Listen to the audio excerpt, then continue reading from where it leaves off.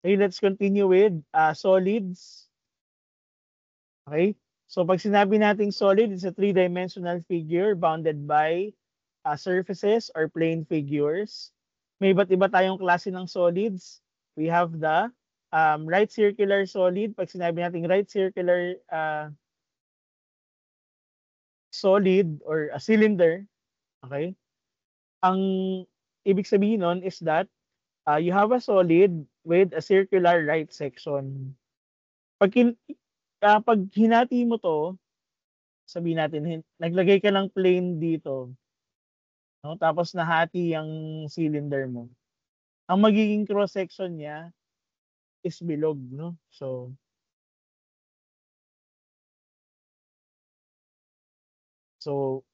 we call this a right circular cylinder. Kasi from this point, 'di ba, right sa 90 degrees and all throughout circle ang kanyang from this base to this base circle. Okay? That's one. Number two, we have your pyramid. So it's a solid whose base is a polygon. Tapos may lateral faces, mag-meet siya sa common vertex. So unlike kanina sa circular cylinder, circle siya all throughout from bottom to top. Dito, from bottom, section siya, polygon, tapos pataas, mag-meet siya sa common vertex. That's a pyramid. Ang pinagkaiba naman ng pyramid sa cone, ang base ng cone ay circle sa pyramid polygon.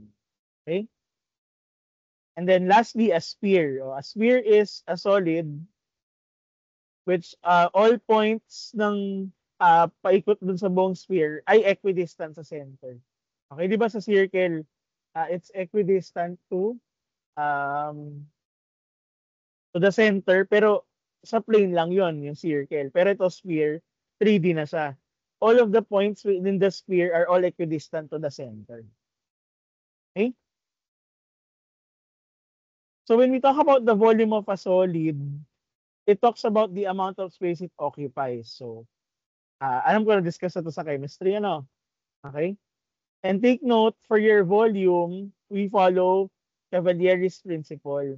That when you have two solids included between parallel horizontal planes, and every right section has the same area on both sides, then their volume are equal. So pag kinuha mo yung mga section niya, no, through a parallel horizontal plane, makikita mo same yung area ng cross ng section nito dito. Kapag parehas yung mga area nila ng kada section, then we can say that their volumes are equal as well. Okay? Which leads us to the volume addition theorem. No?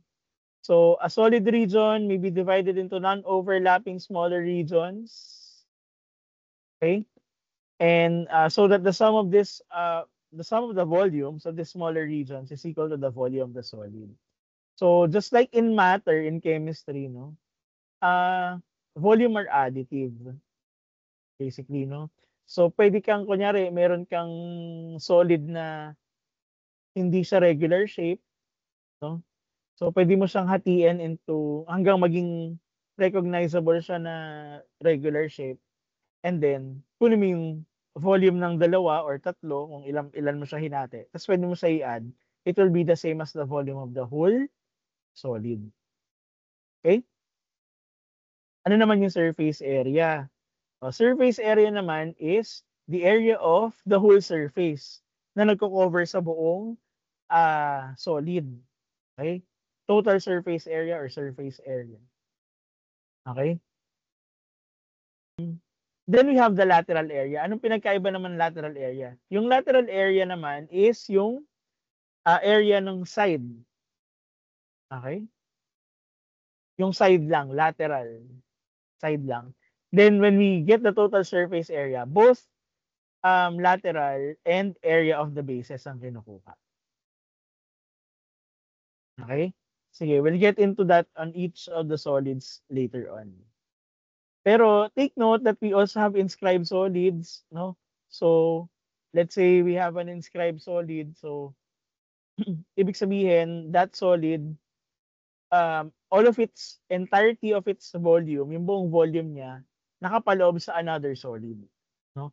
So ang nagta-touch is either their edges or yung surface. So let's say we have the first example, a cylinder inscribed in a sphere, no? So imagine this, kung tinignan natin sa, no, that the diameter of the sphere would be equal to the diagonal of the rectangle formed by the height of the diameter. Kasi 'di ba, pag kinuha mo 'to, ito yung cylinder mo, no, tapos meron kang sphere. Pag tinignan mo sa front view, ang itsura niya ganito, no? Okay? Parang square siya. So if yung diameter is also 2r, let's say, no, that's the diameter of your cylinder, then h is the height of the cylinder, you can get the diagonal d, no?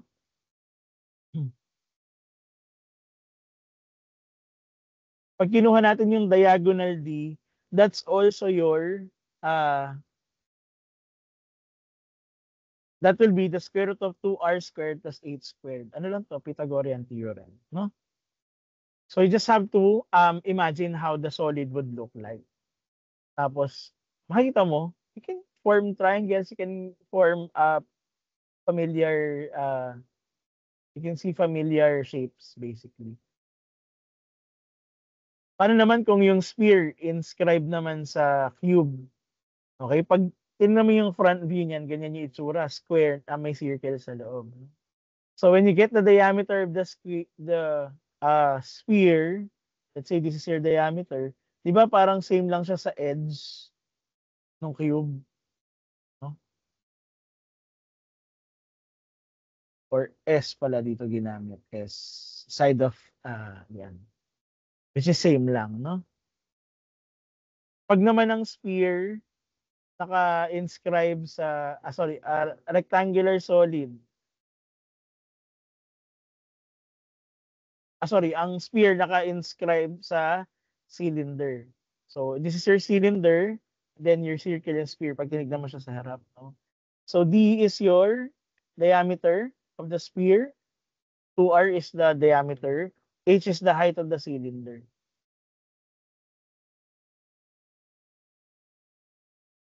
So depende, no?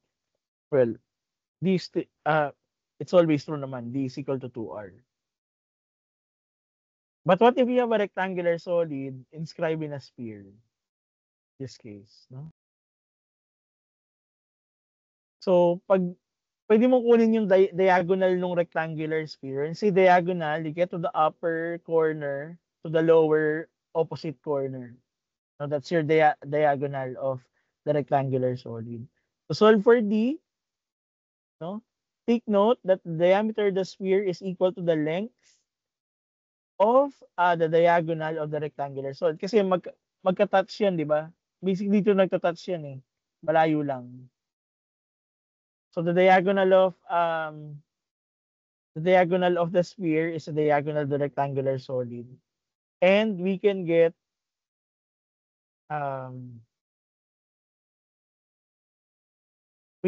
that by getting the square root of the length, square root of length plus square root of width plus square root of height. So galing lang din yan dun sa galing lang din yan sa dalawang triangle. So pag kinuha mo to, makukuha mo tong base na to, tapos kinuha lang din dito yan. So D is a square root of, and this is your height, di ba? Kasi to, ano ba tong side na to? Di ba, hypotenuse to ng W squared saka L squared. So this is the square root of W squared plus L squared. Tapos pag kinuha mo ngayon dito, ano mangyayari? D is equal to the square root of H squared, tapos square nito, no? So plus W squared plus L squared. So doon lang galing yan, ng equation. So dalawang triangle. Okay?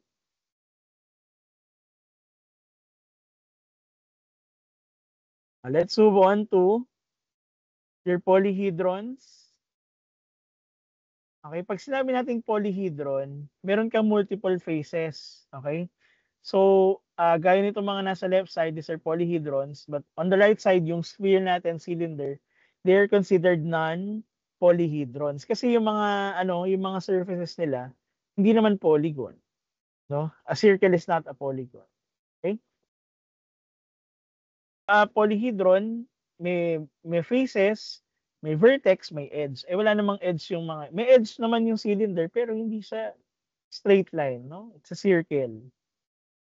So again, an edge is the line segment formed by the intersection of two faces. A vertex is a point where three or more edges meet. So this is basically the parts of a polyhedron. We'll talk about these terms in the next coming slides.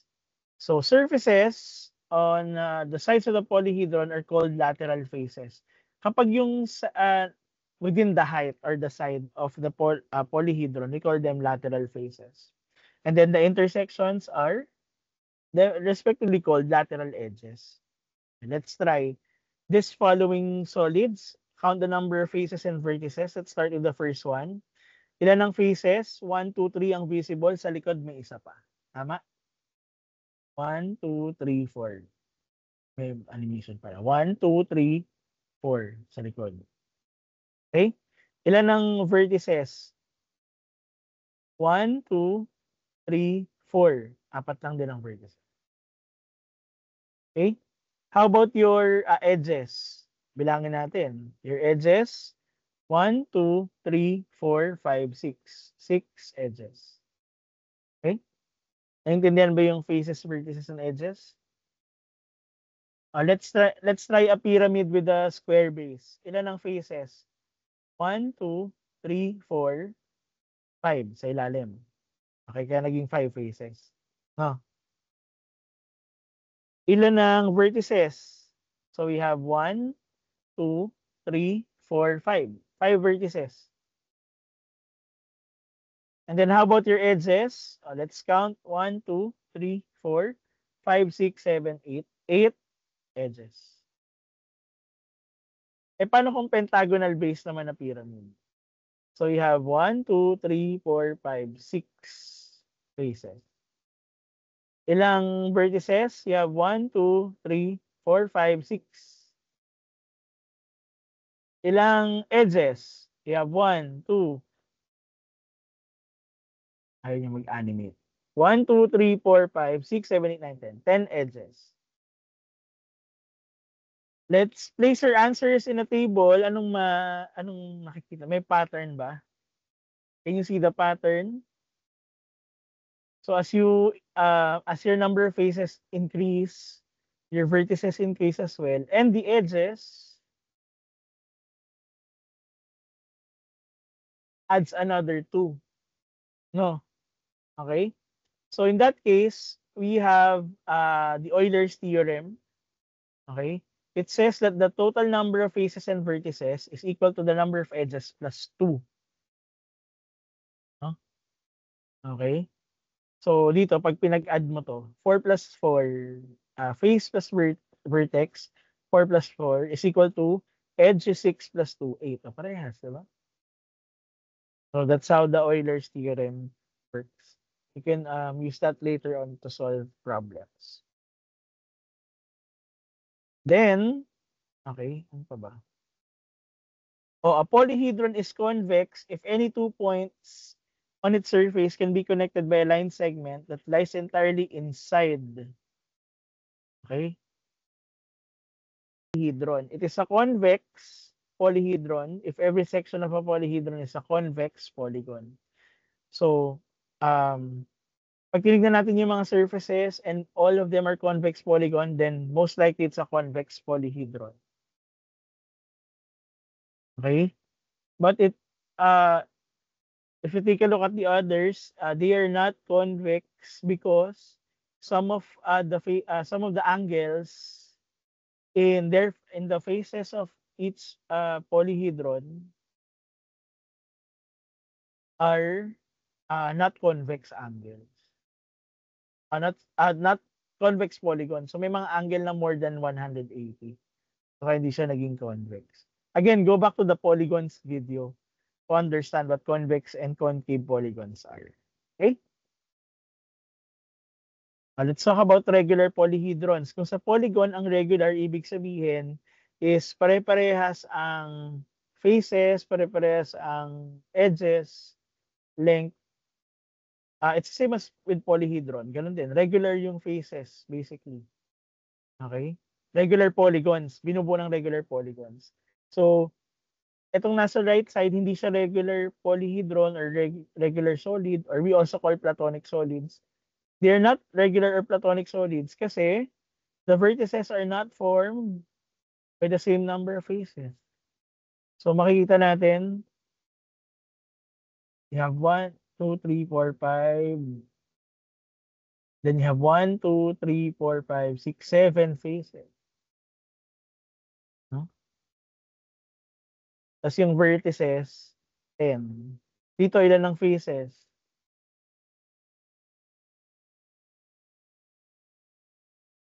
No? So as long as all of its faces are congruent regular polygons, we can say they are regular polygons. Okay. 5 kinds of regular polyhedrons. You have the regular tetrahedron, 4 ang faces. Tetrahedron, 4 faces. Cube has 6 faces. A regular octahedron has 8 faces. Okay, then a regular dodecahedron, 12 faces. And regular icosahedron, icosa, di ba, 20. Alright, oh. In classifying polyhedrons, which of the octahedrons is regular? Ano bang faces ang merong regular polygons? Ang faces. So it's not B kasi may rectangle then merong hexagon. Sa C may triangle tapos may trapezoid. It's actually A, which are faces are all congruent equilateral triangle. And each vertex is formed by the intersection of 4 faces. For letter B, all faces are not all congruent kasi may hexagon and square. Dito naman trapezoid and triangle. Okay?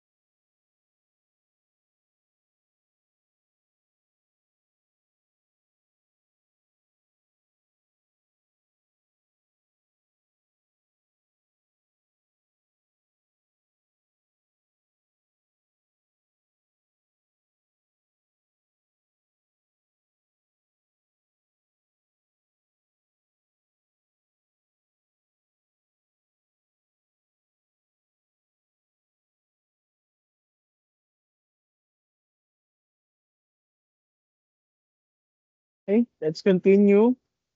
Next one, it says here, counting the vertices of a soccer ball.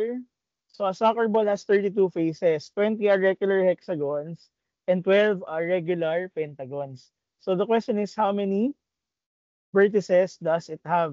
So a regular soccer ball is an example of a semi-regular polyhedron because its faces are more than one type. So merong hexagon, may pentagon. Okay? So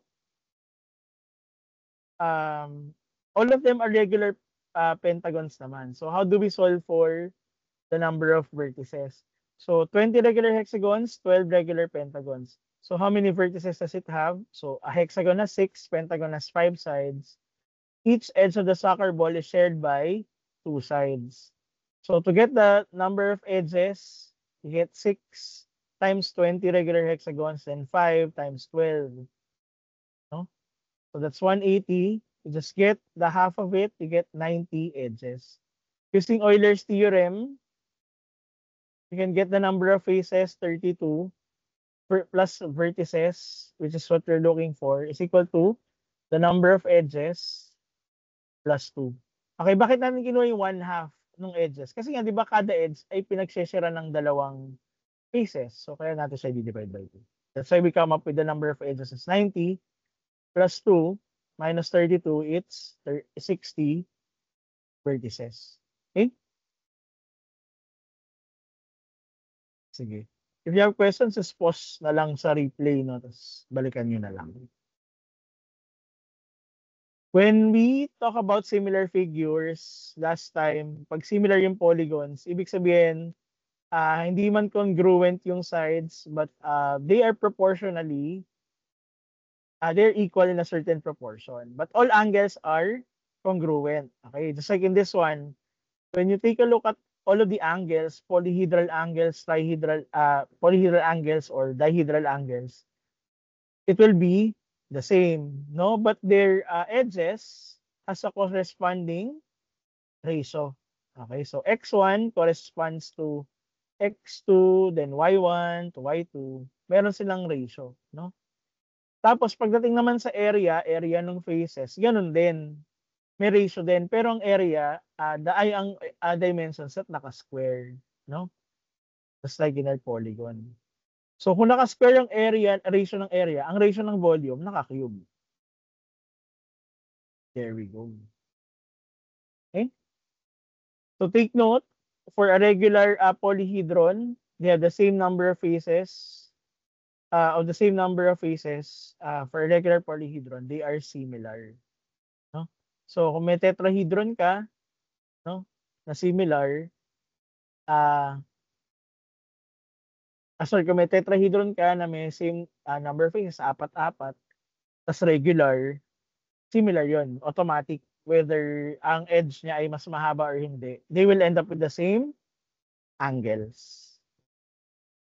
Also, in any regular polyhedrons, the number of edges will be equal to the 1/2 of the product of the number of polygons to the number of sides of each polygon. Kaya nung ginawa natin kanina, we multiply the number of sides with the number of faces, tapos you get 1/2 of it. That's your number of edges for regular polyhedron. And then, ito rearrange lang, Euler's formula. It's pretty much the same thing.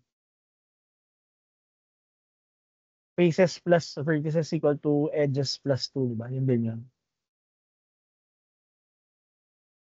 And then if you would like to get the total surface area for regular polyhedron, so you have the formula. N is the number of sides times the number of faces of the polygon times the edge of one regular polyhedron squared all over 4 tangent of 180 over n. Total surface area of a regular polyhedron. Okay? Dihedral angle naman of a regular polyhedron of any two adjacent faces. So it's kind of complex. No? 2 arcsine of cosine 180 over f over sine 180 over n. F is the number of faces, n is the number of sides.